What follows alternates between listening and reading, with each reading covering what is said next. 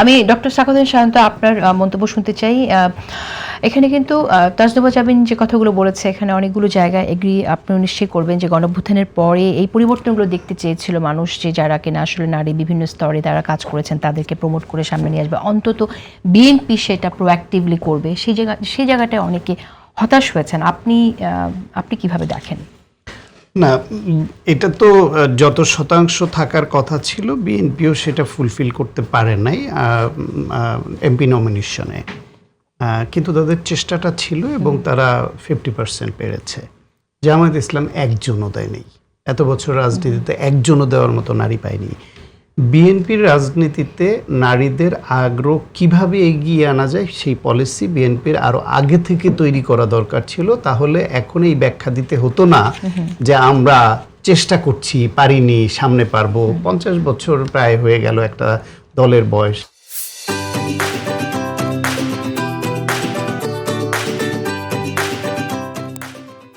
সেই দল এখনো পাচ্ছে না কেন, এই প্রশ্ন তো উঠতেই পারে।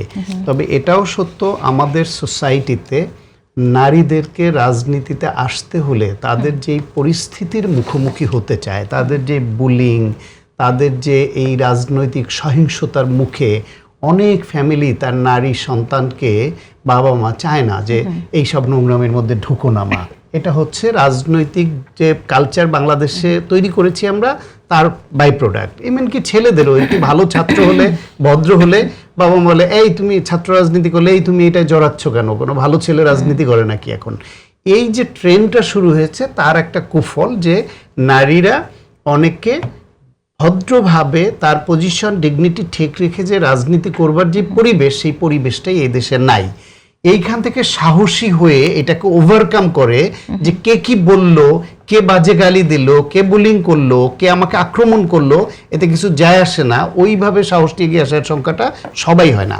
দ্বিতীয় হলো রাজনৈতিক দলের মধ্যে প্রতিযোগিতা।